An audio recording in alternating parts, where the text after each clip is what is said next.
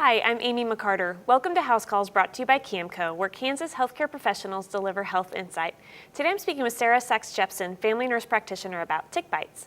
Thanks for being here today, Sarah. Sure. Spring is upon us, and with that comes bugs and ticks. And what do you suggest if someone were to find a tick on them? In the United States, ticks are the leading carriers of diseases to humans, second only to mosquitoes worldwide. Toxins or organisms are transmitted through the tick saliva into the human, causing diseases or reactions. Lyme disease, Rocky Mountain spotted fever, ehrlichiosis, and tularemia are just a few of the diseases associated with tick bites. Because of this, it's important to remove the tick immediately to prevent the likelihood of getting a tick-borne disease. You should know the proper way of removing a tick first, though.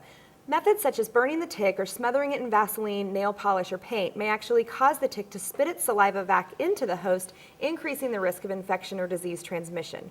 Twisting the tick off can cause parts of the head to remain embedded in the skin, which can lead to infection. To properly remove a tick, a small pair of tweezers should be used. Flip the tick over onto its back and grasp the tick as close to the skin as possible with the tweezers.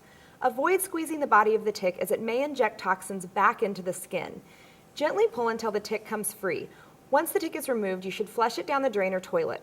If you're concerned about part of the tick's head remaining in your skin, you can attempt to remove it with the tweezers. If you're unsuccessful, though, the United States Center for Disease Control recommends washing the site with soap and water and letting the area heal on its own. Over-the-counter antibiotic ointment, such as Neosporin, can be used to prevent a local infection at the site, and hydrocortisone cream or Benadryl can be used to help ease any itching that may occur. Cool compresses may help with the itching as well as swelling. At what point should I call my provider? Most tick bites are harmless and don't require medical treatment. Common localized reaction of tick bites are redness, itching, and swelling. These symptoms can easily be treated with over-the-counter medications. However, if the bite area begins to show signs of infection, such as warmth or drainage, or if the reddened area worsens, an oral antibiotic may need to be prescribed.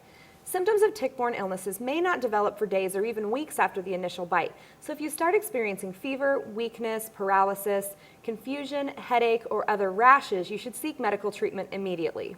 How can I prevent myself from getting a tick bite?